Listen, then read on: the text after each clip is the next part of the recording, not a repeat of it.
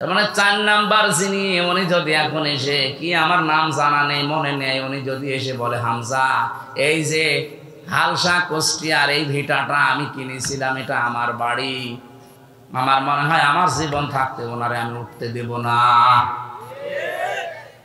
আপনি ভণ্ডামি কথাবার্তা বাদ দেন। যদি থাকতেই হয়, গ্রামে মসজিদ আছে, বারান্দায় রাতটা থেকে সকালে ফোটেন, আপনার এখানে কোনো জায়গা নেই।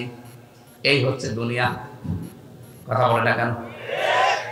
এই ধোঁকায় পড়ে থেকে যদি আমার বিশাল আখিরাতটা নষ্ট হয়ে যায়, আমার মতো পাগল এ পৃথিবীতে আর কেউ নেই। আমি নিজে সহ যারা এসেছি, আমরা যারা পাগলামি না করি, আমরা সবাই পাগল হয়ে আছি। একটা ধোঁকা। আল্লাহ পাক বলেন আল্লাহাকুমুত তাকাসুরু হাত্তা যুরতুমুল মাকাবির। বেশি বেশি পাওয়ার জন্য মানুষ মহা অন্ধ হয়ে আছে। এর এই ঘোর কাটবে না ততদিন পর্যন্ত যতদিন লোকটা কবরে না যায়। কবরে গেলে আপনার ঘোর কেটে যাবে, কিন্তু তখন ঘোর কেটে কি হবে? ঘোর এখন কাটা দরকার। এই জন্য আজকের আয়োজন। আমার তেলাওয়াত কিন্তু আয়াতে আল্লাহ এই কথাগুলো জানিয়েছেন। যদিও আমরা একটা আয়াতের 3 ভাগের 1 ভাগ পড়েছি, আমার মাথার ভেতরে আয়াত সম্পর্কে যত তথ্য আছে, আমার জীবন শেষ হয়ে গেলেও এত কথা বলে শেষ করা যাবে না। এত কথা আল্লাহ দিয়েছেন। তাফসীরুল কোরআন মাহফিল লিখে দিয়েছেন, আমরা তাফসীর আকারে কথা বলবো ইনশাআল্লাহ। সুতরাং দুনিয়াতে যে যাবে আনন্দে আছে, আত্মহারা হয়ে আছে, থাক, আমি যেন পাগলামি না করি। কথা বলেন ঠিক কিনা? কারণ আমি যেটা পেয়েছি এটা আল্লাহর কাছে শ্রেষ্ঠ সম্পদ। এটার নাম কোরআন। এটার নাম কি? আরো জোরে বলেন। এই কোরআনে কারিমের ৬,২৩৬টা আয়াত আছে। এটা নির্ভরযোগ্য আর প্রসিদ্ধ। আমরা সবার মুখে মুখে যেটা শুনি ৬,৬৬৬ না, এটা গণনা করে আপনি পাবেন না।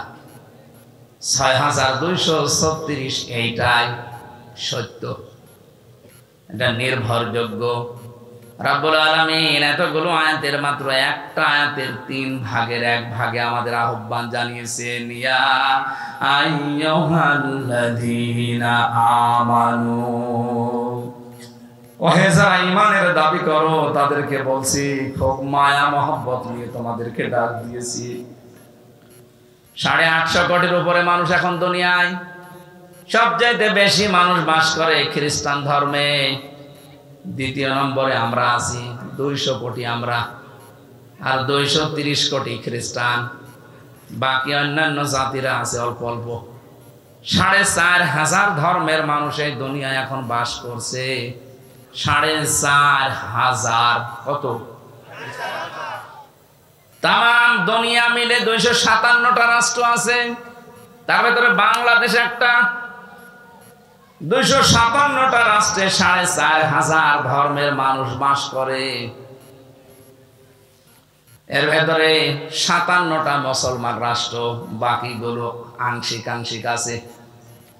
আমেরিকা 100 ভাগের 70 ভাগ খ্রিস্টান বাস করে, বাকি অন্যান্য জাতি আছে। আমাদের দেশে 100 ভাগের 96 ভাগ মুসলিম বাস করে, বাকি অন্যান্য জাতি আছে। আমাদের তুলনায় অন্যান্য জাতি যেরকম সীমিত, দুর্বল তারা। অন্যান্য দেশে যারা আমাদের অবস্থা, সিঙ্গাপুরে মাত্র 100 জনের 5 জন মুসলমান, বাকি 95 জন অমুসলিম। এতগুলো রাষ্ট্রের এতগুলো ভাষা, এতগুলো ধর্ম, আল্লাহ রাব্বুল আলামিন আমাদেরকে যেই ধর্মে, যেই নীতিতে, যেই দিনে, যেখানে প্রবেশ করতে জানিয়েছেন, 850 কোটির ভেতরে মাত্র 200 কোটিকে আল্লাহ এখানে সম্বোধন করেছেন, ইয়া আইয়ুহাল্লাযীনা আমানু, ওহে যারা ঈমানের দাবি করো। আল্লাহ খুব ভালোবেসে আমাদেরকে ডাক দিয়েছেন। আল্লাহর মুখ থেকে এই কথাটা পড়া কোরআনে 89 বার এসেছে। কতবার? 89 বার আল্লাহ আমাদেরকে এই নামে ডাক দিয়েছেন। তাহলে ঈমানদার আবার অন্যান্য যাদেরকে ডাক দিয়েছেন ইয়া আইয়ুহান নাস বলেছেন, কিন্তু শুধুমাত্র ইমানদার যারা তাদের ক্ষেত্রে এই শব্দটা আলাদা। যেহেতু এই শব্দ আলাদা, তাহলে বুঝতে হবে এর ভেতরে অনেক কিছু লুকিয়ে আছে। আমরা যারা এই 200 কোটি মুসলিম দাবি করি, ইমান আছে দাবি করি, আসলে আমার ইমান আছে কিনা এটা আমি কিভাবে টের পাবো? বড় জুব্বা আমার মতো গায়ে দিলে, সুন্দর টুপি মাথায় দিয়ে, হাতে তসবিহ নিয়ে, বুকের ভেতরে কোরআন নিয়ে, আমার ইমান আছে না? নবীজিকে সাহাবী জিজ্ঞাসা করলেন, ইদা সাররাতকা হাসানাতুকা ওয়া সাআতকা সাজ্জিয়াতুকা ফাআনতা মুমিন। হে নবী, আপনি যে এটা বললেন যে ইমানের পরিচয় এটা, ভালো কাজ যখন তোমাকে আনন্দ দেয় আর অন্যায় করলে ভেতর থেকে একটা বাধা আসে, তখন বুঝবা তোমার ইমান আছে। রাজশাহীবাসী নিজের দিকে প্রশ্ন করে বলেন তো, ভালো কাজ সত্যি আপনার ভালো লাগে? অন্যায় কাজ দেখলে আপনার ভেতর থেকে একটা বাধা আসে? কই বাধা আসে? সারাদিন উলঙ্গ নাচ দেখছে বসে বসে, বাধা দূরের কথা, আরো আনন্দ লাগে। এরকম মানুষ নেই দেশে? এই যে বিড়ি যারা খান, যদিও আমাদের রাজশাহী, খুলনা, রংপুর এই বিভাগগুলোতে বিড়ির ফতোয়া আলাদা, এটা আবার চট্টগ্রাম, সিলেটের জন্য ফতোয়া আলাদা। ওদের ইমাম সাহেব বিড়ি খায়। হ্যাঁ, আমি সিলেটে নিচে দেখেছি ইমাম সাহেব বিড়ি খাওয়ার পরে ওযু না করে বিড়ি ফেরি দিয়ে আল্লাহু আকবার। কি গো, আমার মনে হয় সিলেটের ইমাম যদি রাজশাহী এসে ইমামতি না মসজিদ ঝাড়ও দেয়, বলবে বেটা আগে বের হ। এই জন্য এই ডিস্টেন্স যেহেতু আলাদা, এই দেশের ভেতরে মাসলা আলাদা। বিড়ি খাওয়া যদিও আমি উদ্বুদ্ধ করছি না, এটা খেলে সব চাইতে বেশি মানুষের যে লাঞ্চ নষ্ট হয়ে যায়। পৃথিবীতে একটাই খাবার আছে যার গায়ে লেখা থাকে যে আমি নিষিদ্ধ। কথা বলছে না?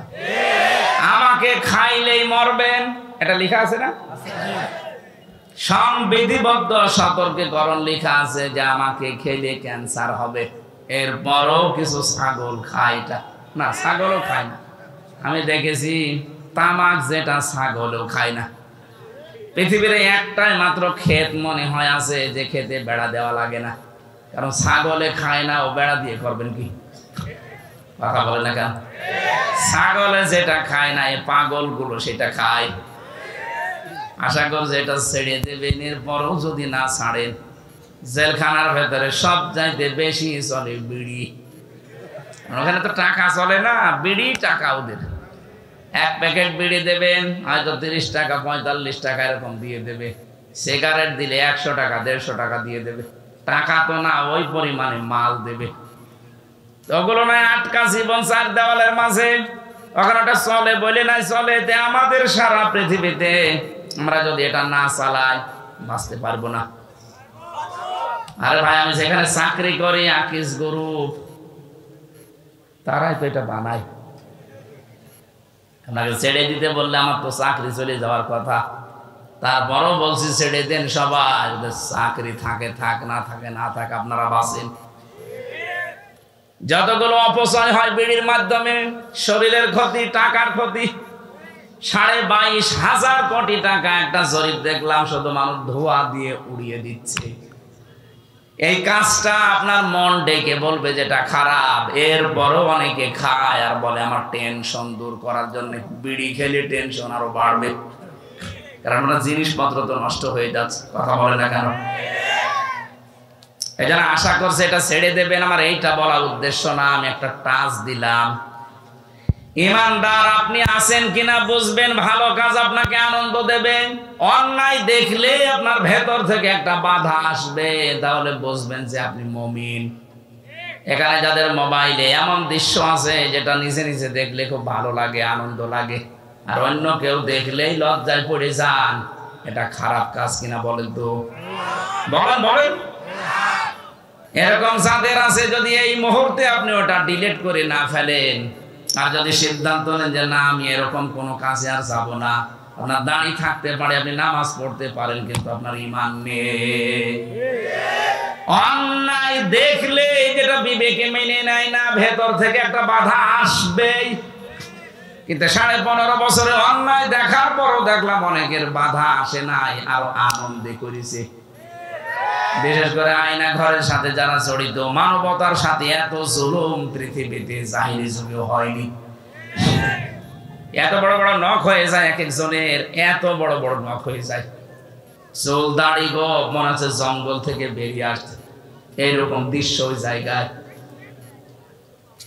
ওখানে যারা দায়িত্বে ছিলেন, আমার মাঝে মাঝে মনে হতো আল্লাহ এদের কি মা বাবা নেই, ছেলে মেয়ে স্ত্রী নেই, এরা বাইরে যে সংসার করে কি করে? অন্তত এখানে যারা দায়িত্ব পালন করে যায়, এগুলো কি মানুষ? কত কঠিন অন্তরের মানুষেরা বলেন তো। একটা মানুষকে 2 দিন 5 দিন না, 2 বছর 5 বছর 8 বছর 10 বছর 14 বছর একটা ঘরের ভেতরে তালাবদ্ধ করে রেখেছেন। ঘর মানে কি? কবর। মাটির নিচে একদিকে, এদিকে 3.5 হাত, এদিকে 1.5 হাত। এই অবস্থার সৃষ্টি যারা করেছিলেন তারা মানবতা লঙ্ঘন করেননি। আলেমদের মাথায় দড়ি দিয়ে, পায়ে ডান্ডা বেড়ি দিয়ে, হাতে পেছনে আবার হ্যান্ডকাপ বেঁধে নিয়ে যেতেন আদালত, তখন মানবতা লঙ্ঘন হয়নি। আর এখন পলক সাহেবকে নাকি ডিভিশন দেয়নি, এই জন্য ওনার মানবতা লঙ্ঘন হচ্ছে। কোথায় ছিলেন আপনি উকিল সাহেব? আমার মতো হামসাকে 3টা বছর যোগাযোগ বিচ্ছিন্ন রেখেছিল জঙ্গিদের ভেতরে, 24 ঘন্টা তালাবদ্ধ করে রেখেছিল ফাঁসির ওই কন্ডেম সেলে।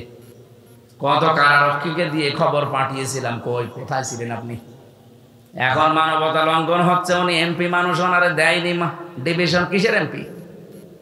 8 সাল 14 সাল 18 সাল 24 সালে যারা নির্বাচনের মাধ্যমে নির্বাচিত হয়েছেন, একটাও এমপি না, সব অবৈধ ভোট চোর। কে বলেছে আপনাকে এমপি? আসলে অবৈধ সন্তান এগুলো। তাছাড়া অবৈধ জিনিসকে আপনি বৈধ বলে চালিয়ে দিলেন তামাম দুনিয়ার কাছে, যে আমরা নির্বাচিত হয়েছি। এত বড় মিথ্যা কথা বলেন কি করে? বলেন। এই জন্য এই 4 বারে যারা এমপি হয়েছেন এরা নির্বাচিত এমপি না, এরা সিলেকশনের এমপি। এদেরকে আমরা ভোট দেইনি, এই জন্য এরা ভোট চোর। এদের নামে সাবেক এমপি, সাবেক মন্ত্রী, সাবেক উপজেলা চেয়ারম্যান লেখা যাবে না। আর আমরা চাই যারা এতদিন দায়িত্বে ছিলেন 15.5 বছরে যত টাকা রাষ্ট্রের কাছ থেকে নিয়েছেন বেতন আর ভাতা হিসাবে, সব টাকা ফেরত দেওয়া লাগবে, নয়তো আপনার কোনো মাপ নেই। আর আপনি এখন বসে বসে, এখন শুনলাম ভেতরে বসে তসবিহ টিপতেছে, আস্তাগফিরুল্লাহ আস্তাগফিরুল্লাহ আস্তাগফিরুল্লাহ। আপনার আস্তাগফিরুল্লাহ কিয়ামতের আগে কবুল হবে না, কারণ আপনি তো আল্লাহর কাছে অপরাধ করেননি, আপনি অপরাধ করেছেন হামজার কাছে। কথা বলছেন না কেন? এই জন্য অপরাধ যার কাছে, স্বীকার করবেন তার কাছে। শুধু এতটুকুই না, স্বীকার করার পরে তার যে ক্ষতি হয়েছে এই ক্ষতিপূরণ তাকে দেবেন। আপনার কারণে এই বাংলাদেশে বহু মানুষ চাকরি পায়নি, খালি দলীয় পরিচয় খুঁজতেন, যেই দেখেছে না আমার দলের লোক না, তার যোগ্যতা থাকার পরও তাকে চাকরি দেননি, এটা তার উপরে অবিচার। আপনি নিজে একটা অবৈধ চেয়ারে বসে আছেন, আর একটা বৈধ মানুষকে তার চেয়ারে বসতে দেন না। আপনার মতো এত বড় জালেম পৃথিবীতে আর নেই। সুতরাং 15.5 বছরে এইরকম জুলুম যারা করেছেন, বিশেষ করে মিথ্যা মামলা যারা দিতেন, জেলখানা আমি এক একজনকে পেয়েছিলাম, এক একজনের নামে 313টা মামলা পেয়েছি, 570টা মামলা পেয়েছি। সারা জীবন হাজিরা দিলে শেষ হবে না। আমার 2টা মামলা ছিল, তাই হাজিরা কুষ্টিয়া থেকে ঢাকায় দিতে আমার জীবন শেষ হয়ে যেত মাসে 2 দিন মাত্র। আর যার 313টা মামলা, 570টা মামলা, বলেন তো সে বাড়ি সেই বড়গোনা পাথরঘাটায় বাড়ি। তার জীবনটা আপনি কি করেছেন? নষ্ট করে দিয়েছেন। আর এখন বলছেন আস্তাগফিরুল্লাহ। আপনি কি আল্লাহর কাছে দোষ করেছেন? দোষ করেছেন তো এই লোকের কাছে। মিথ্যা মামলা এমন ভাবে দিয়েছেন, ওই লোকটা আসলেও নিশ্চিন্তায় কিছু জানে না, এই জন্য তো ঘরে ঘুমিয়ে আছে। চোখ খুলে ঘুমের ঘরে দেখছে আদালতে হাজিরা দিচ্ছে। কি গো, আমি আদালতে কি করে এলাম? তুই গাছ কেটেছিস। কবে? স্বপ্নে। এটা চলছিল কিনা বলেন? আমাকে মানিয়ে বললাম কিছু? আমারটা নিজেরটা দেখেন, আমারে ধরে নিয়ে আসলো বাড়ি থেকে, ভালো মানুষ, আমি খাবার খাচ্ছি, ওই সময় নিয়ে আসলো। অথচ পরের দিন পেপারে দিল না ওনারে চোরা হাঁস থেকে নিয়েছে। পুরা মিথ্যা কথা। ওই থেকে যে শুরু হয়েছে একেবারে বের হওয়া পর্যন্ত পুরাটা মিথ্যা। মিথ্যার সাথে যারা জড়িত, আমার মামলার আয়ু থেকে একেবারে 2 বোন মিলে পালিয়েছে, ওই 2 জন সহ। যারা যারা জড়িত আমার একটাও মাফ করতে মনে চায় না, যতদিন আপনি আমার এই ক্ষতি পূরণ না দেবেন। গত কয়েকদিন আগে এক ওসি সাহেব এসেছিল, হুজুর মাফ করে দেন। মাফ করে দিলাম, টাকা ফেরত দেন। হ্যাঁ, আপনি টাকাগুলো ফেরত দিয়ে দেন, আমার অসুবিধা নেই মাফ করতে, আমি এখনই মাফ করে দেব। টাকা আনি না, না টাকা না আনলে হবে না। টাকা নিয়ে আনবেন না, মাফ করে দেবো। কি আর কে মারা জিনিস নাকি? আমার বাবার 32 লাখের উপরে টাকা গেছে এই 3.5 বছরে। ওই টাকাগুলো কই? আপনি আকিস গ্রুপের কাছ থেকে 35 লাখ টাকা নিয়েছেন। মালিক আমারে বলল, কয়েকদিন আগে আমি গিয়েছিলাম দেখা করার জন্য, বলছে হামসা আমার কাছে 35 লাখ চাইছে, আমি 32 লাখ অলরেডি দিয়ে দিয়েছি। এরপরও বলছে টাকা দেন। মনে হচ্ছে টাকা আমার কাছে পাই। কি করেছেন বলেন তো আপনি? এই মানবতা বিরোধী অপরাধ গুলো করার পরেও যাদের ভেতর থেকে অনুশোচনা আসে না, আরো আনন্দে থাকতেন যে আগে কি সুন্দর দিন কাটাইতাম। এরকম গান বলে না? আপনার ঈমান নেই, আপনি হজ করেন আর দরবেশের মতো দাড়ি রাখেন, আপনি একটা বেঈমান। এটা না আপনার জন্য আজকের ওয়াজ না। আল্লাহ আমাদেরকে ডাক দিয়েছেন যাদের ঈমান আছে, যাদের ভালো কাজ দেখলে আনন্দ লাগে, অন্যায় দেখলে ভেতর থেকে একটা বাধা আসে, একটা প্রতিবন্ধকতা সৃষ্টি হয়। আমি জানি এরকম মানুষ এখানে আছে। এদেরকে আল্লাহ ডাক দিয়ে বলেন, উদখুলু ফিস-সিলমি কাফা, তোমরা প্রবেশ করো ইসলামে পরিপূর্ণভাবে। এখানে আমার আলেম জাতি থাকে, প্রশ্ন হচ্ছে সিনের ওপরে জবর দিয়ে যদি আপনি পড়েন তাহলে সালমন হয়। সালমন মানে শান্তি। সালমন মানে শান্তি। সিনের নিচে জের দিয়ে পড়লে হয় সিলমন। সিলমন মানে ইসলাম। সিলমন মানে কি? ইসলাম। আল্লাহ কিন্তু ডাক দিয়েছেন ইমানদারেরা তোমরা শান্তিতে প্রবেশ করো, না ইসলামে? না না, এখানে শান্তিতে। সালমন তো আল্লাহ দেয়নি, সিলমন দিয়েছেন। আল্লাহ আমাদেরকে ডাক দিয়েছেন তোমরা ইমানদার যারা ইসলামে প্রবেশ করো। কেমন করে? আংশিক না পূর্ণাঙ্গ? পূর্ণাঙ্গটা কোথায় পেলেন? কই? এখানে কই? এই যে কাফা, কাফা মানে পরিপূর্ণভাবে। অর্ধেক ঢুকবেন অর্ধেক ঢুকবেন না, হবে না। পরিপূর্ণভাবে ইসলামে আপনাকে প্রবেশ করা লাগবে। এখন আমার প্রশ্ন, আমি যে ইসলামে পরিপূর্ণ প্রবেশ করেছি আমি কিভাবে টের পাবো? আমার টের পাওয়া লাগবে না? আমার তো বোঝা লাগবে যে আমি ইসলামে আল্লাহর এই কথা শোনার পরে পরিপূর্ণভাবে প্রবেশ করেছি। আমি যতগুলো তাফসীর মিলিয়েছি, মুফাসসিরিন ইকরাম বলেন তুমি যদি দেখো তোমার এই প্র্যাকটিক্যাল লাইফে জীবদ্দশায় 5টা কাজ তোমার ভেতরে পাওয়া যাচ্ছে, তাহলে বুঝবা যে আমি ইসলামে পরিপূর্ণ প্রবেশ করেছি। এখন আপনি নিজের সাথে মিলাবেন, দেখবেন এই 5টা কাজ আপনার জীবনে আছে কিনা।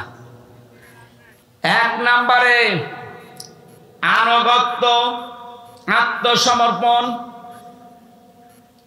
রব্বুল আলামিন বলেন আত্মসমর্পণকারী হওয়া লাগবে তোমাকে।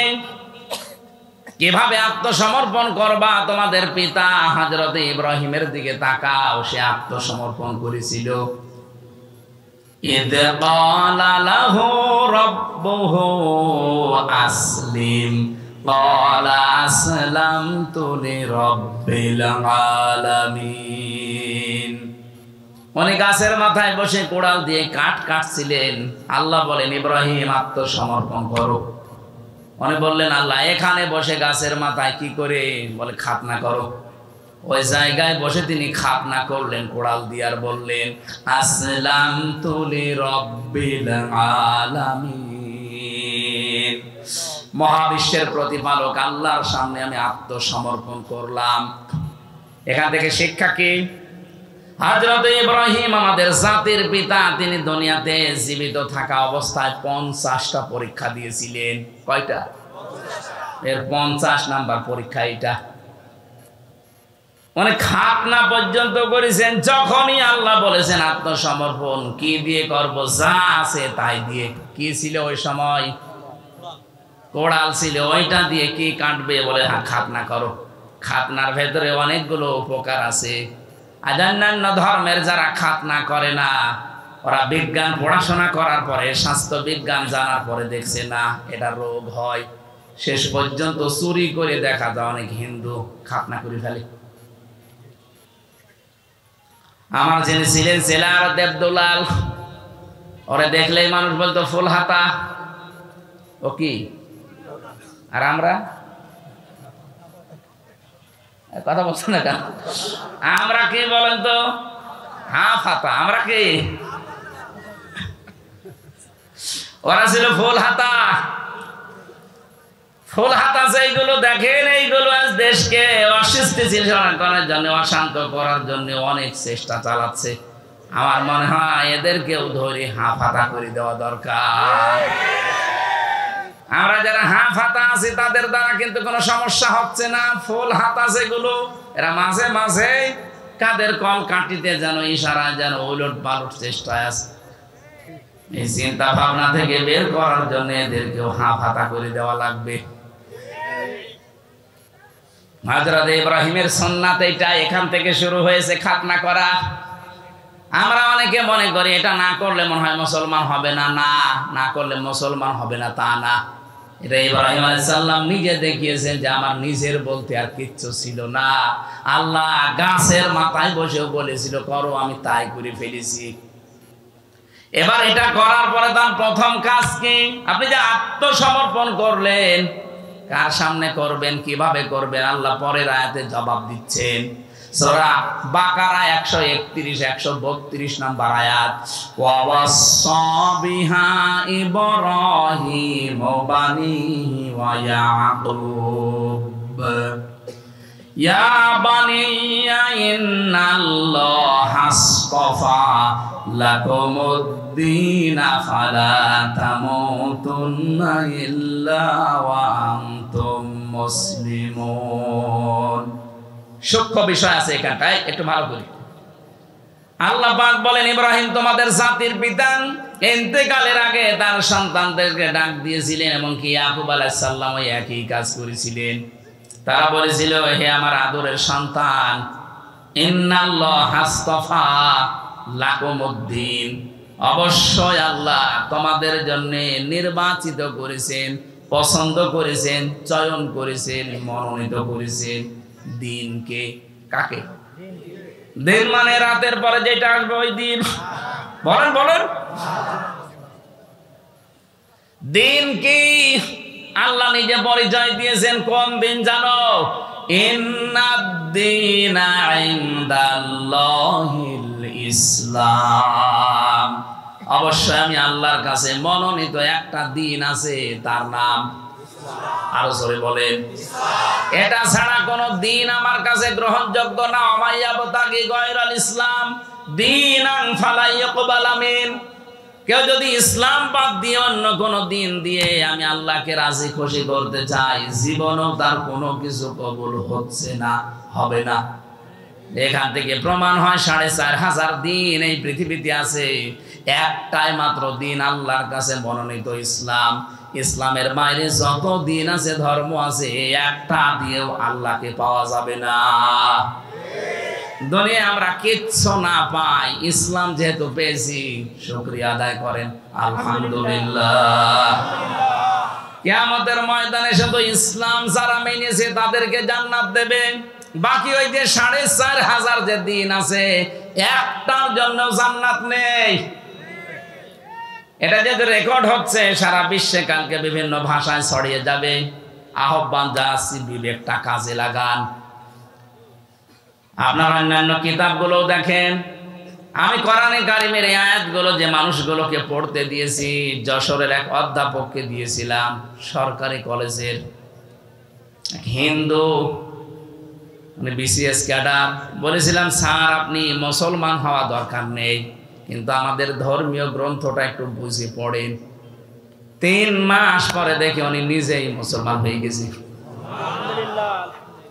সারা বিশ্বের অমুসলিম যারা আছেন, যে ধর্মের হোক, সে খ্রিস্টান হতে পারে, ইহুদি হতে পারে, হিন্দু হতে পারে, বৌদ্ধ হতে পারে, আপনাকে আহ্বান জানাচ্ছে, আমি মুসলমান হতে জবরদস্তি করি না, জোরও করি না, কিন্তু আমাদের ধর্মীয় গ্রন্থটা একটু পড়েন, একটু বুঝিয়ে পড়েন। টনি বেলাওয়ারের শালিকা লরেন বোথ 3 বছরে কোরআনে কারিমকে অধ্যয়ন করার পর শেষ পর্যন্ত মুসলমান হয়ে গেছে। দিন এই পৃথিবীতে কয়টা বলেন তো? মনোনীত কয়টা? এবার আসেন তো, এই দিন, এই যে কবরে যাবার পরে আপনি যে বলবেন মা দিন ও কা, তোমার দিন কি? না, একবারে আপনি বলতে পারবেন না দিন ও নাল ইসলাম। এই যে দিন ও নাল ইসলাম, আমার দিন ইসলাম, এটা বলতে হলে দুনিয়াতে মাস্ট বি 5টা কাজ আপনাকে করাই লাগবে। না হলে কবরে যে প্রশ্নের দ্বিতীয় প্রশ্ন, এটা আপনি ধরা খেয়ে যাবেন। 1 নম্বরে দিন মানে জীবন ব্যবস্থা, রাষ্ট্রীয় আইন, যেটা এটা আমরা না বুঝলেও ফেরাউন বুঝেছিল।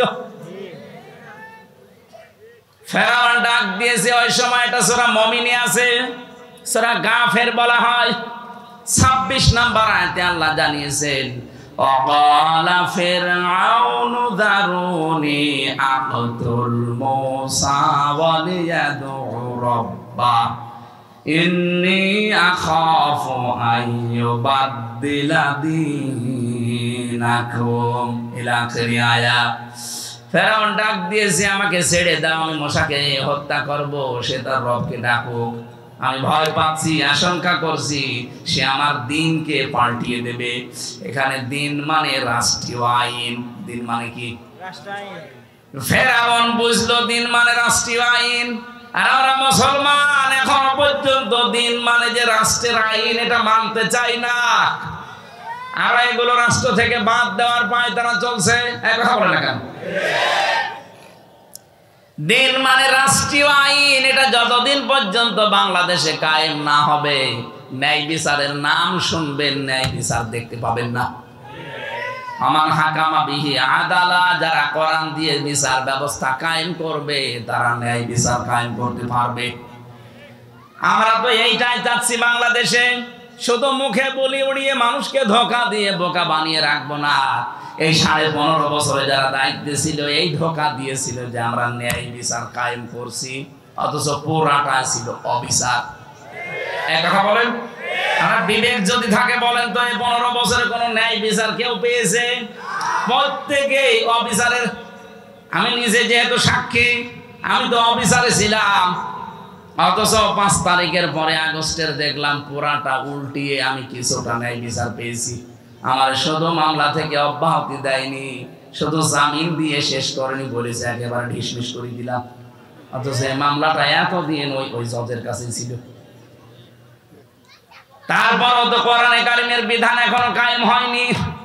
কায়েম হলে দেখবেন একটা মিনি জান্নাত হয়ে যেত বাংলাদেশটা।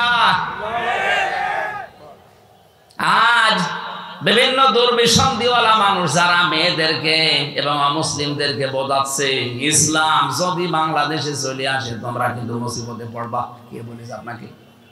আমির জামাত ডাক্তার শফিকুর রহমান এই জন্য ঘোষণা দিয়েছে। এই যে পর্দার বিধানটা নিয়ে অনেকে সমালোচনা করছেন, শুনেছেন ভালোভাবে। উনি কি বলতে চায় আপনি বুঝেছেন? আর ভাই, এদেশে 96% মুসলমান আমরা যারা, তাদের জন্য নাই পর্দা করা ফরজ। অন্যান্য জাতি যারা আছে, হিন্দু, খ্রিস্টান, বৌদ্ধ, ওরা যদি বলে না আমি পর্দা মানি না, তা আপনার অসুবিধা কি? ওরা তো নাও মানতে পারে, কারণ ওরা তো মুসলমান না, তাদের স্বাধীনতা নেই। কথা বলে না কেন?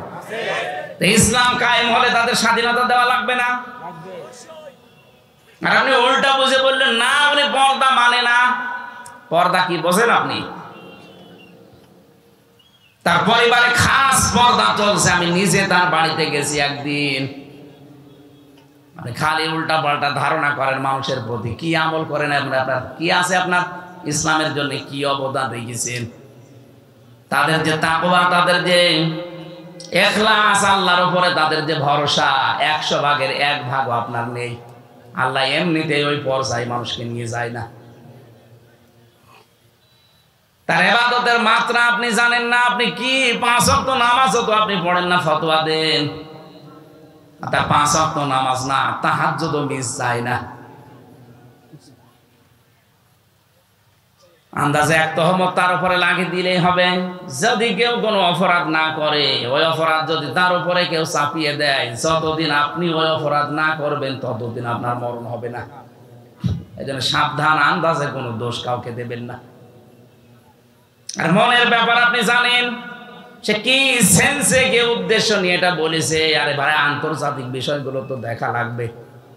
যে সাংবাদিক দীপ্তি, এটা হিন্দু, কথা বলবেন, হিন্দু মেয়ে লোক, সে প্রশ্ন করছে আপনারা যদি ক্ষমতায় যেতে পারেন, ইসলাম যদি এদেশে যায়, তাহলে অমুসলিম যারা পর্দা করে না মেয়েরা, তাদের কি হবে? ওই সমাজ যদি বলা হয় না, তাদেরকে আমরা পিটিয়ে পর্দা করাবো, ওটা সারা দুনিয়ায় ছড়াবে না। আরে বাংলাদেশের মুসলমান নাই মেনে নিলেও অন্যান্য দেশে যারা অমুসলিম আছে, 257টা রাষ্ট্র, আপনি জানেন কি জাল পেতে আছে তারা? এমনি তো ওই 2 বংশেই তো বসে নেই, ওরা সারা পৃথিবীর সিম্পিতি পাওয়ার জন্য এখন মিথ্যা কথা ছড়াচ্ছে যে আমরা নির্বাচিত ছিলাম, আমাদেরকে উৎখাত করা হয়েছে। এটা ডাহা মিথ্যা কথা। আরে ভাই, নির্বাচিত হয় মানুষ যেই মাধ্যমে, তার নাম নির্বাচন। নির্বাচনই তো 15.5 বছরে হয়নি, আপনি কি করে নির্বাচিত হইলেন? একটা হাজি মানুষ এত বড় ডাহা মিথ্যা কথা বলে কি করে? দেখলেন, ওর নাম শুনলে মানুষ এখন 5ই বলছে। তাহলে আমি যে এত টাকা দিয়ে হজ করলাম, আমি কোথায় যাব? এই কারণেই তো বলছি, আমার গায়েও লাগছে। আপনি এমন মিথ্যা আর বলবেন না যেন আপনার কারণে আমরাও দোষী হয়ে যাই। দরকার হয় হাজি নামটা কেটে দিন। কথা বলেন এখন। আপনি আবার যদি আসতে পারেন, আবার ওই ভুল ধরবেন। বিশাল এক পট্টি মাথায় দিয়ে, হাতে তসবিহ নিয়ে হাজি নামটা ব্যবহার করে বলবেন আমি ওমরা করে আসলাম। আপনারা এবারের মতো আমারে সুযোগ দেন। এই ডাহা মিথ্যা কথা এ দেশের মানুষ বহুদিন প্রতারিত হয়েছে, এখন আর হবে না। নবীজির হাদিস মনে রাখবেন, লা ইউফলিহা কওমুন ওয়ালাউ আমরাহুম ইমরাতুন, বুখারী শরীফের হাদিস। নবীজি বলেন, ওই জাতি কখনো সফল হচ্ছে না, হবে না, যে জাতির নেতৃত্বে কোনো মহিলা বসে আছে। এই জন্য 53 বছর নেতৃত্ব যারা দিচ্ছে, আর আমাদের কপাল পুড়ে গেছে, নষ্ট হয়ে গেছে। আমরা এমন মানুষকে সামনে নিয়ে নেতৃত্বে বসিয়েছি যে মানুষ নেতৃত্বে যাওয়াই জায়েজ নেই। সুতরাং আমরা সাবধান হব, কোনদিন যেন আমাদের এই দেশে কিয়ামতের আগে কোন মহিলা নেতা হতে না পারে। পুরুষ মানুষ আসুক, সে চাচা এরশাদের মতো হোক, তাও ভালো। কথা বলছেন এখন? দরকার সকালে এক কথা বলবে, বিকালে এক কথা বলবে, তারপরও ভালো। মেয়ে লোক আসতে পারবে না। আপনি তাকান না কেন আমেরিকার দিকে? জাতে মাতাল হলো, তাহলে ঠিক আছে। আজ পর্যন্ত তারা কোন মহিলাকে চেয়ারে বসায়নি। এক কথা বলছেন না? অথচ নারী অধিকার নিয়ে তারা দেখেন মুখ ফাটাচ্ছে, বুক ফাটাচ্ছে। কমলা হ্যারিস কি মহিলা? তারে দেয়নি, দিয়েছে ট্রাম্প। সে যাই হোক তারে দেবে, সে পুরুষ মানুষ। কথা বলছেন এখন? আমরা তো পাগলামি এখনো পর্যন্ত সারতে পারি না, এখন মনে হয় সারবে। সামনে কোন মহিলা আসতে পারবে না এই দেশে। আপনি যদি আমেরিকার নীতি নিয়ে চলতে জানতে, সেটা করেন না কেন? তারা যেমন মহিলাকে সামনে রাখে না, আপনিও রাখতে পারবেন না। আমরা চাই যারা রাজনীতি করছেন, আপনি আপনার দলকে বলেন যে ভাই আমি রাজনীতি করছি, করব, কিন্তু মেয়ে লোক যেন সামনে না আসে। লা ইউফলিহা কওমুন ওয়ালাউ আমরাহুম ইমরাতুন, কখনো ওই জাতি সফল হচ্ছে না, হবে না। নবীজি গ্যারান্টি দিচ্ছে কোনদিন মিথ্যা হতে পারে না। আমরা কার ভরসায় আছি? উনি এখনো পর্যন্ত যদি বলে আমি আসতেছি, লিস্ট করে রাখো, আপনি আসবেন কি করে? আপনাকে তো চেয়ারে বসানো জায়েজ নেই। কথা বলে না কেন? আমি এটা বলতাম না, বলছি এই কারণে, মিথ্যা কিছু তথ্য ফেসবুকে মানুষ ছড়িয়ে বিভ্রান্ত ছড়াচ্ছে। গত পরশুদিন আমি ছিলাম সে মৌলভীবাজার, ওখানকার এসপি সাহেব আমাকে বলছিলেন যে কথাটা মানুষকে জানাবেন, ফেসবুকের কোনো তথ্য নিয়ে মানুষ যেন আন্দাজে উন্মাদনায় না ভোগে। এটার দ্বারা বিশৃঙ্খলা তৈরি করেছে মানুষ এই মিথ্যা তথ্য দিয়ে। এগুলো অধিকাংশ ছড়াচ্ছে বাইরের এই দাদা বাবুদের দেশে কিছু মানুষ আছে তারা। কয়েকদিন আগে সিঙ্গাপুরে, মালয়েশিয়া আছে হোটেলে, যেখানে উঠে দেখি আল্লাহর ওলি বেরিয়ে আসছে। কি গো, দোয়া করেন। 5 তারিখের আগে ওরা পালিয়ে ওখানে বসে আছে। যে হোটেলে গেছি দেখি 2-4 জন আল্লাহর ওলি আছে। কি করবে এখন? 3 মাস 4 দিন হয়ে গেল, কোল কিনারা পারছে না। এখন ফেসবুকের মাধ্যমে ওরা বাইরে থেকে এই বিভ্রান্ত গুলো ছড়াচ্ছে, যেন মানুষ উশৃঙ্খল হয়ে দেশে একটা হট্টগোল বাঁধিয়ে দেয়, আর বহির্বিশ্ব যেন দেখে যে না, আগেই ভালো ছিল। যেন আমরা শক্ত হাতে এটা দমন করতে চাই। ফেসবুকের কোনো কথা বিশ্বাস করে ওখানে পা দিয়ে আপনি বিশৃঙ্খলা করলে আপনি নিজের পায়ে নিজে কোড়াল মারবেন। পৃথিবীর ইতিহাস কি বলে? আজ পর্যন্ত কোন পলাতক যারা পালিয়েছে ওরা ফিরে এসেছে আপনি একটা দেখান তো। চেঙ্গিস খান, হিটলার, এই যে 850 বছর আগে যিনি পালিয়েছে লক্ষণ সেন, কই ফিরে আর আসেনি, কবর চলে গেছে। তাকে পুড়িয়ে ফেলেছে। যেহেতু অন্য ধর্মের মুসলমান দাবি করে যদি আপনি পালিয়ে যেয়ে থাকেন, আপনিও বিশ্বাস করতে পারেন ফিরে আসা এই পৃথিবীতে সম্ভব না, তাহলে ইতিহাস পাল্টিয়ে যাবে। পলাতকরা কোনোদিন ফিরে আসে না, কারণ জানে যে আমরা অপরাধী। হেলিকপ্টার আসার সময় আমি পাইলটকে বলছিলাম, এই যে আপনি দরজাটা লাগিয়ে দিলেন, একটা হুক মাত্র, হুকটা একটু ছুটে গেলেই তো নিচে পড়ে যাবে। হুজুর হাত দিয়েন না, হাত দিয়ে যদি হুকটা খুলে যায় তাহলে কিন্তু সত্যি পড়ে যাবেন। মাঝে মাঝে ওই সময় আমার মনে হচ্ছিল, আল্লাহ 2 বোন একসাথে পালিয়ে গেল, যদি হুকটা একটু খুলে যেত। একটু হুক খুলে গেলে হয়তো বাংলাদেশের যে কোনো এক জায়গায় পড়ে যেত। কথা বলছে না, মানুষ পিটিয়ে মেরে ফেলত।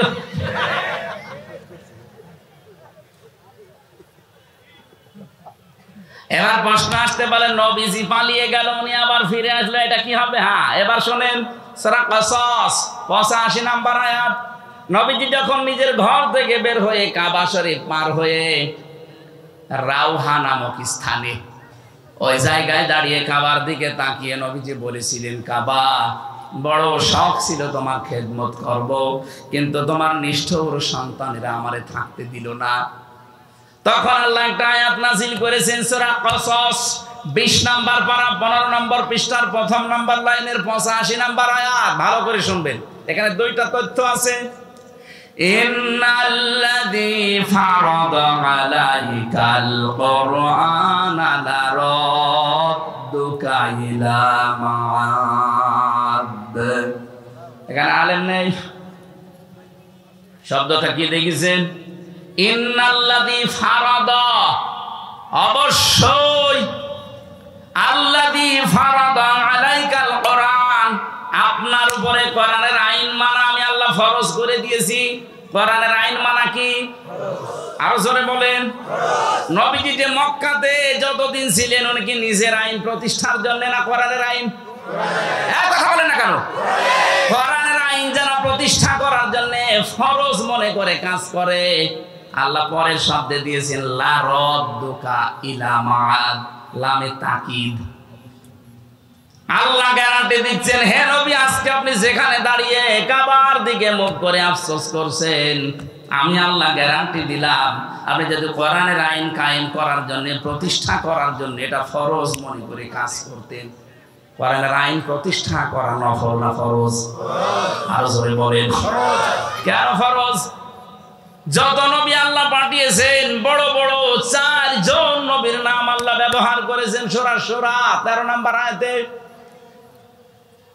বড় বড় 4 জন নবীর নাম, এমনকি মুহাম্মদুর রাসূলুল্লাহকে আল্লাহ বলেছেন, নবী আপনাকে আমি আদেশ দিলাম আন আকিমুদ্দিন, দিন কায়েম করা লাগবে।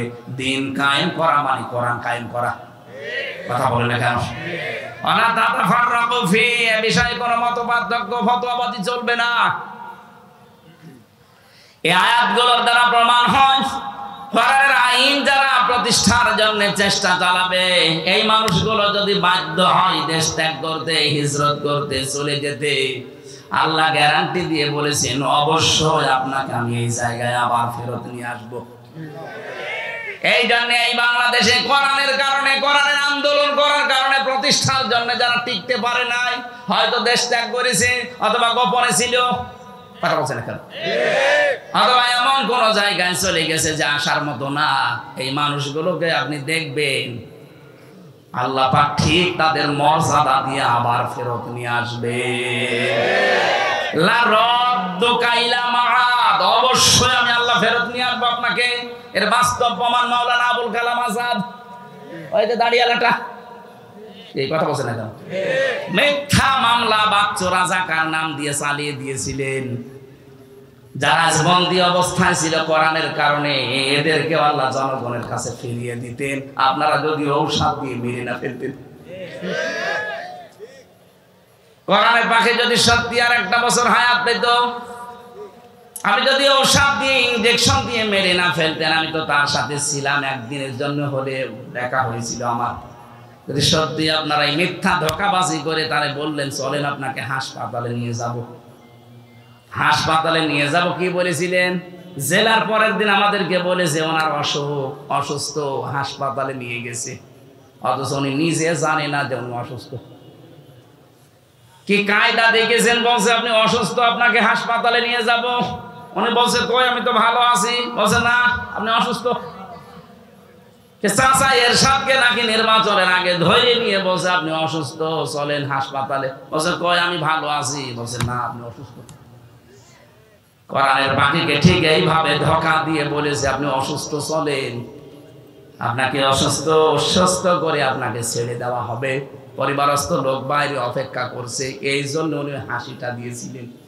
উনি মনে করেছে আমি তো বাইরে চলে যাচ্ছি, আমার পরিবারের লোক, আমার দলের লোক, আমার দেশের লোকের সাথে দেখা হবে। তো শয়তানরা যে ফাঁক পেতে রেখেছিল, ইনজেকশন দিয়ে ওনারে বিদায় করে দিলেন, নয়তো আল্লাহ অবশ্যই কোরআনের এই ময়দানে তাকে আবার ফিরিয়ে নিয়ে আসতে। এই জন্য হিজরত যারা কোরআনের বিরুদ্ধে অবস্থান নিয়ে করে, যারা পালিয়ে যায়, তাদেরকে আর ফিরিয়ে আসার গ্যারান্টি আল্লাহ দেয়নি। কিন্তু কোরআনের কারণে কেউ যদি টিকতে না পারে, ওরা যদি হিজরত করে, পালিয়ে যায়, দেশ ছেড়ে চলে যায়, বন্দী অবস্থায় থাকে, মাস্ট বি আল্লাহ তাদেরকে ফিরিয়ে আনবে। হায়াত যদি শেষ হয়ে যায় সেটা আলাদা কথা। নবীজির যেহেতু হায়াত শেষ হয়নি, 13 বছর অত্যাচারিত হওয়ার পরে বিদায় নিয়েছিলেন হিজরত করে, কিন্তু আল্লাহ আবার সসম্মানে 10 বছর মদিনার রাষ্ট্রপ্রধান করে নিয়ে এসেছেন। বলেন তাই যদি 13 বছর অত্যাচারের পরে 10 বছর রাষ্ট্র ক্ষমতা দিতে পারে, আমরা 15 বছরের অধিক নির্যাতিত, দেশটার ভেতরে জেলখানার মতো ছিলাম আমরা প্রত্যেকেই।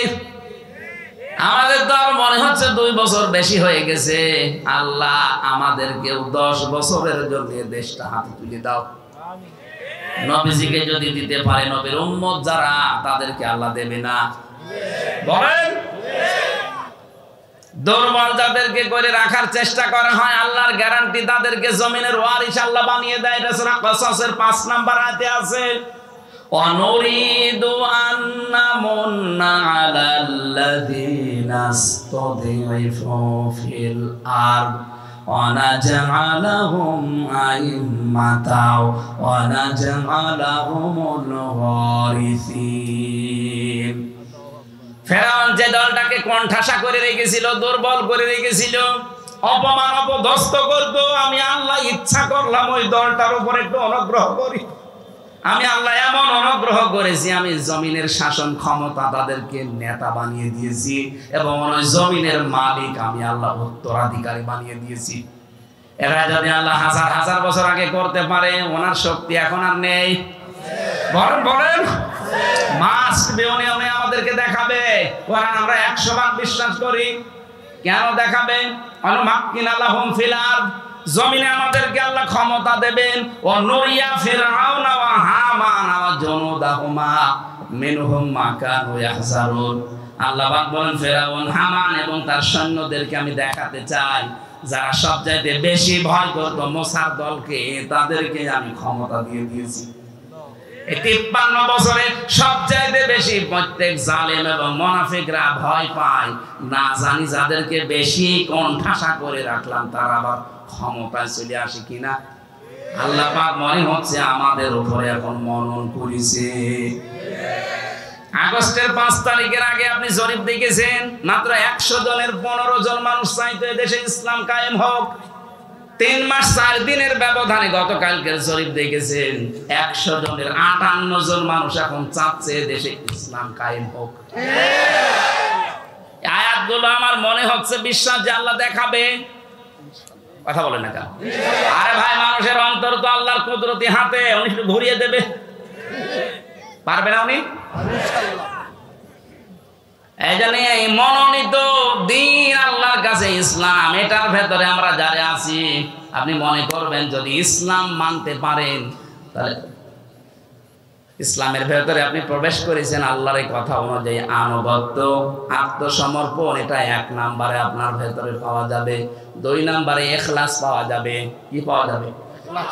প্রত্যেকটা কাজে আল্লাহর জন্য, মানুষ দেখানোর জন্য না। 3 নম্বরে বিশুদ্ধ আকীদা তৈরি হবে আপনার। যদিও বাংলাদেশ সহ বিশ্বে, বিশেষ করে বাংলাদেশ, ভারত, পাকিস্তান, এই 3টা দেশে জামাতি ইসলামী নেই। বলেন, এই 3টা দেশে আমি গেছি, দেখেছি এই মজলুম দলটার উপরে কিছু আলেম নামধারী, আমি আলেম তাদের বলি না, কারণ তারা এদের বইগুলো পুরাটা পড়ে না, আন্দাজে ফতোয়া দেয়। এই মাজলুম দলটার উপরে আকীদার প্রশ্ন তুলে একটা বিভ্রান্তি ছড়ায় মানুষের মাঝে যে এদের আকীদা ঠিক নেই। একটা মজলুম দলের উপরে, মজলুম মানুষগুলোর উপরে এরকম মিথ্যা তহমত আপনি দিতে পারলেন, এই লোকটা যা করেছে আপনার 14 বংশ মিলে করতে পারবে না। তার এতটুকু হায়াতে যত বই লিখেছে, আপনি 10 ডবল হায়াত পেলেও 5টা বই লিখতে পারবেন না। তার যে ইসলামী অর্থনীতিতে যে খেদমত করেছেন, তাদের থিওরি গুলো মুশারাকা, মুদারাবা, মুরাবাহা, বায়ে সালাম, বায়ে ইস্তিসনা, বায়ে মুআজ্জাল, এই সমস্ত বিষয়ের ভেতরে কতগুলো তথ্য লুকিয়ে আছে। ইসলামকে অর্থনৈতিক ভাবে দাঁড় করানো কি করেছেন আপনি? খালি আকীদা খারাপ, আকীদা খারাপ। কি দেখেছেন আকীদার? আকীদা কোনো খারাপ না, কোনো মাসলা মাসাইল নিয়ে হয়তো মত পার্থক্য থাকতে পারে, এটা হবে। কেউ যদি গবেষণা করে কোন মুজতাহিদ কোন মাসলা মাসাইল উদ্ঘাটন করতে যে ভুল করে, তার একটা সওয়াব পাবে, আর যদি ঠিক করে 2টা সওয়াব পাবে। সারা জীবন মাওলানা মওদুদী রাহমাতুল্লাহ আলাইহি উনি গবেষণা করে করে তথ্যগুলো দিয়েছে, যদি ভুলও হয় তাও একটা রসগোল্লা আছে, আর যদি সঠিক হয় 2টা। আপনি কি করলেন? আপনি তো গবেষণাই করেন না। আপনার পেটে বোম মারলে মুজতাহিদ লিখতে কি লাগে আপনি তাও বলতে পারবেন না। আপনি গবেষণা করেছেন কি করে মানুষকে ডুবানো যায়। আকীদার প্রশ্ন যারা তুলছেন, কি আকীদা আপনি তৈরি করেছেন বলেন তো? ফাঁসির দড়ি যদি গলার কাছে ঝুলতো তখন আকীদা বের হয়ে যেত। যে মানুষগুলোর উপরে এই প্রশ্ন তোলেন তাদের আকীদা আপনি টের পাননি। ফাঁসির দড়ি একদিকে, আর একদিকে শুধু যদি বলতো যে না আমি ছেড়ে দিলাম, সঙ্গে সঙ্গে তাদেরকে মন্ত্রী বানিয়ে দিত, এর অফারও দিয়েছিল। কোরআনের বাকিরে জালেমরা বলেছিল আপনি ছাড় পেয়ে যাবেন, শুধু জামাত ইসলামটা বাদ দিয়ে বলবেন যে আমি নিজে আলাদা একটা দল করলাম। বলেছেন না আমি এটা মানি না, আমি কোরআন হাদিস পড়ে এইটাই পেয়েছি, আমাকে জামাতবদ্ধ হয়ে থাকা লাগবে। জামাতবদ্ধ মানে জামাত ইসলামী করা লাগবে না, আপনি জামাতবদ্ধ হয়ে থাকবেন মুসলমানদের একটা দলে, যেই দলের আকীদাতে এইটা আছে যে সার্বভৌম ক্ষমতার মালিক আল্লাহ, কিন্তু যেই দলের ভেতরে এইটা নেই যে ক্ষমতার মালিক জনগণ, সেই দল মুসলমান করতে পারে না। বাংলাদেশের মানুষ অনেকে করছে না, মুসলমানও দাবি করে। আমি আপনার বিবেকের কাছে প্রশ্ন রাখলাম, আপনি কি করবেন এবার ভাবেন। যারা মনে করেন ক্ষমতার উৎস জনগণ, তারা মুশরিক। কি কথা বলেন না কেন? আন্নাল কুওয়াতা লিল্লাহি জামিআ আয়াত অনুযায়ী তাহলে ইসলামে আমি পরিপূর্ণ প্রবেশ করেছি। এর 3 নাম্বার আলামত হচ্ছে আমার আকীদা বিশুদ্ধ হওয়া লাগবে। 4 নাম্বারে আমার চরিত্র উন্নত হওয়া লাগবে। আমি নাম ধরেই বলছি এই কারণে বোঝার জন্য, বাংলাদেশে যারা জামাত ইসলামী করে, যারা ইসলামী ছাত্র শিবির করে, অন্যান্য যাই হোক, ইসলামী অর্থনীতি, এই অর্থনীতির ব্যাপারে কিন্তু তারা আল্লাহর ওলি। চাই না পয়সায় দিব পাবেন না। আপনি যদি দেখাতে পারেন যে 10 টাকা এখান থেকে ওখানে উল্টা পাল্টা করেছে, আমি আজকে তাদের গালি দেবো, দেখান। আর অন্যান্য দলের বলেন দরবেশের মতো মানুষ 36,000 কোটি টাকা মারি কাটি করেছে, আর বলে দাড়ি নেই। আরে দাড়ি নেই তাতে কি হতে, চায় না পয়সা নড়িয়েছে কিনা বলেন তো? আর দাড়ি থেকে দরবেশ কি করলো? 7টা ব্যাংক থেকেও 36,000 কোটি টাকা সরিয়েছে। বাংলাদেশে 2 প্রকার চোর পাওয়া যায়, একটা সিসকে চোর আর একটা জায়দ্রের চোর। ডিম মিল যারা চুরি করে, মুরগি চুরি করে, আলু পটল, এগুলো সিসকে চোর। আর এই যে ব্যাংক ডাকাতি করে যারা, শেয়ার বাজার লুট করে যারা বেগম পাড়া বানায়, সাহেব পাড়া বানায়, এই মানুষগুলো সিসকে চোর না জায়দ্রের চোর? হাত কাটার কথা কি সিসরে চোর না জায়দ্রের চোর? যারা অভাবে চুরি করে অভাব দূর করে স্বভাব ভালো করে দাও, আর যারা স্বভাবে চুরি করে সাক্ষ্য প্রমাণ ধরা পড়লে হাত কেটে দাও। এটা যদি আজকে সত্যিই কোরআনের বিধানটা থাকতো, সূরা মায়েদার 38 নম্বর আয়াতটা বাংলাদেশে যে কয়টা ধরা পড়েছে, একটা হাত এখানে থাকার কথা না, সব ঝুলে থাকতো। এক কথা বলেন না কেন? বাংলাদেশ চোর মুক্ত হয়ে যেত এমনি। এজন্য উন্নত চরিত্রের বেলায় এই জায়গা ছাড়া আর কোনো আপোষ নেই, কারণ উন্নত চরিত্র বানাতে ট্রেনিং দেওয়া হয়। আপনি আসেন 6 মাস একটু থাকেন, আপনার চরিত্র উন্নত হয়ে যাবে। চুরি কি জীবনে আপনার ভেতরে আর আসবেই না। 5 নাম্বার লেনদেনে স্বচ্ছ থাকা। আপনার লেনদেন স্বচ্ছ আছে? কোন দোকানে বাকি করলে জীবনে আর দোকানের সামনে দিয়ে যায় না, অন্যদিকে ঘুরে যায়। লেনদেন করছেন। এই 5টা বিষয়। 1 নম্বরে আত্মসমর্পণকারী, 2 নম্বরে আপনাদের মনে নেই কিছু? কি বললাম বলেন? হ্যাঁ, ইখলাস লাগবে প্রত্যেকটা কাজে। 3 নম্বরে বিশুদ্ধ আকীদা অর্জন করা লাগবে, বিশ্বাস। 4 নম্বরে চরিত্র করা লাগবে উন্নত। 5 নম্বরে লেনদেন আপনি স্বচ্ছ থাকবেন। আল্লাহ বলেন 5টা আলামত যার ভেতরে দেখতে পাবে সে যেন মনে করে যে আমি ইসলামে পরিপূর্ণ প্রবেশ করেছি। আমরা যারা এসেছি এই 5টা কাজ দুনিয়ায় আদায় করার তৌফিক দেন, আমিন। আল্লাহুম্মা আমিন। লা ইলাহা ইল্লা আনতা সুবহানাকা ইন্নী কুনতু মিনাজ জালিমিন। রব্বুল আলামিন, সারাটা জীবন অপরাধ করে জীবনটা নষ্ট করে ফেলেছি। আমাদের হাত ওঠায় কথা বলতে ভয় করে, লজ্জা করে। জীবনের অপরাধের দিকে তাকিও না, তোমার রহমতের দিকে তাকাও। জিন্দেগীর গুনাহগুলো মাফ করে দাও রব্বুল আলামিন। আমি যেভাবে আরম্ভ করেছিলাম, সারা রাত বললেও মানুষ যেত না। সামনে তাহাজ্জুদের নামাজ, ফজরের নামাজ কর্মজীবনের জন্য আমরা শেষ করে দিয়েছি। যতটুকু